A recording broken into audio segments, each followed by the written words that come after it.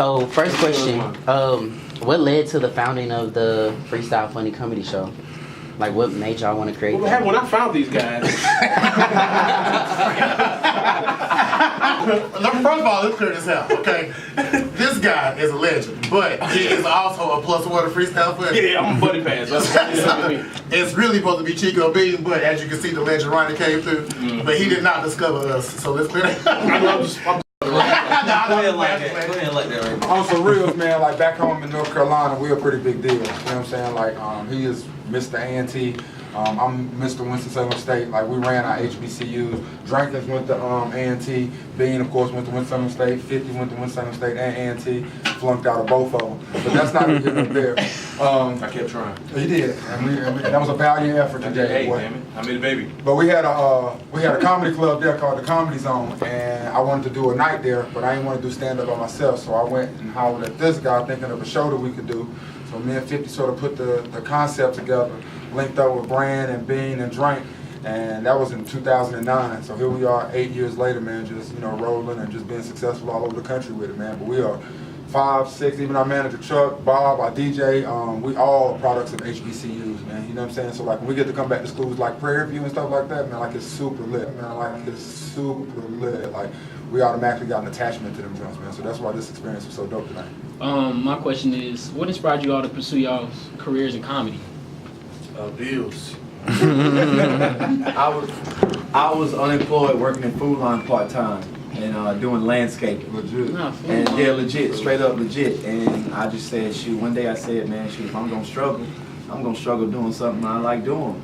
So I reached out I had my cousin reach out to Darren and Dot and them, and Hey, Al. they gave me 5 minutes on one of their comedy shows that they were doing, and ever since then, And then a real big team. I seen that guy perform at that show. He was already a pretty good team, and then Drink came and he did his thing.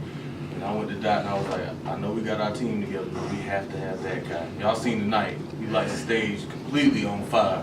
Just like Dot said, I also had not Dot, just like Drink said, I had a regular job. I was a manager for Walgreens, and I did Freestyle Funny and a full-time job for 6 years.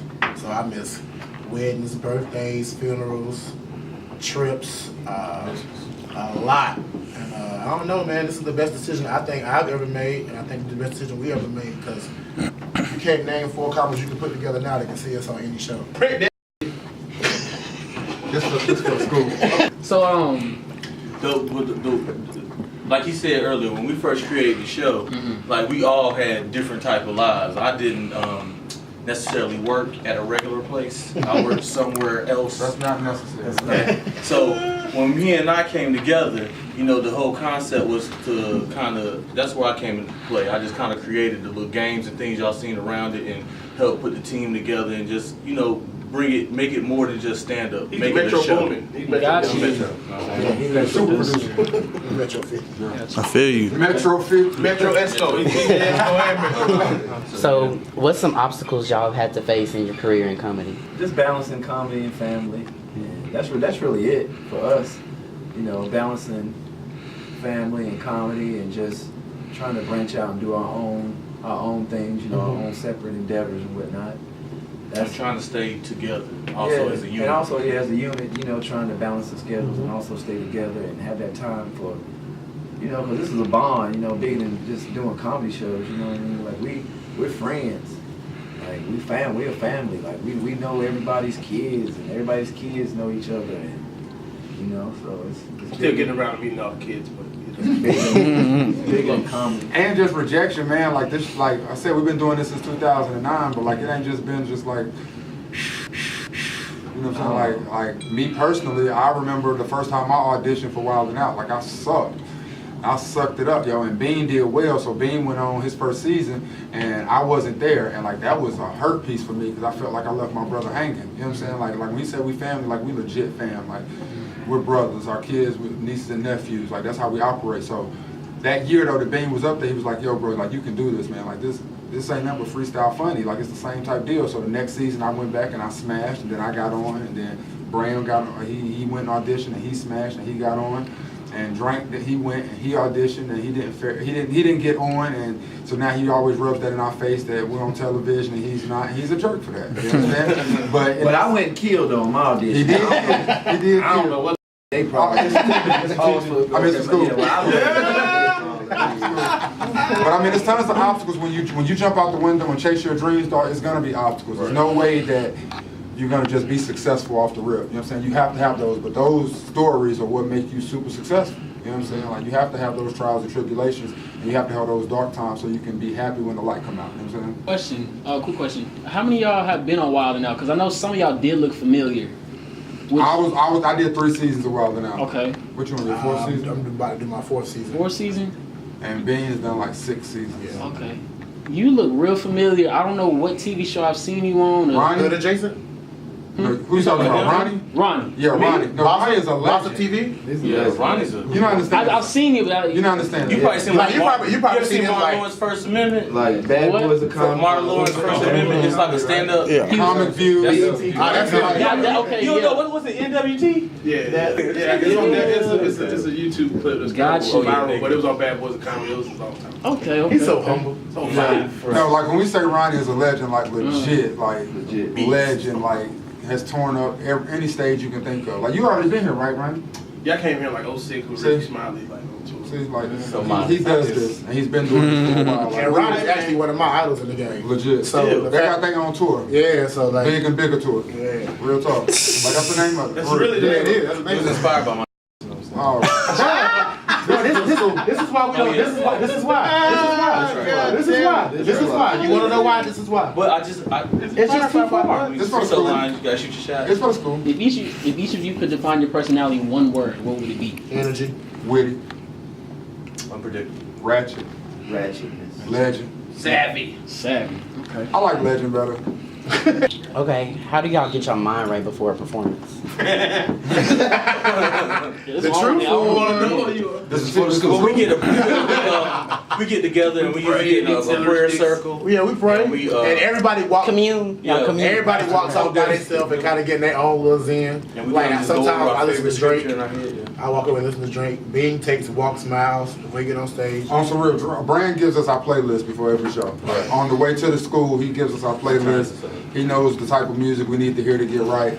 But each individual comic does their own thing. Like sometimes you'll think that the comic is being standoffish, you know what I'm saying, or like being antisocial. But really, like it's a lot that goes in stand up. You know what I'm saying? Like when you go out on the stage with 500, 600 people, like that was out there tonight, and none of them, like they know of you, but they don't know you, and you gotta make them enjoy themselves and entertain them. Like that's a difficult job. So a lot of nerves go in before that, and a lot of people always say, "Why are you nervous? Like y'all funny as hell." But we were funny the last time you saw us, or we were funny on television. This crowd tonight wants you to be funny tonight. You understand? Right. Like, and with that demand, it's a lot of pressure on that. You know what I'm saying? So like all of us are perfectionists, and everybody want to be great, and everybody wants to have great sets and that type of stuff. So it's a lot of thought going into that before shows.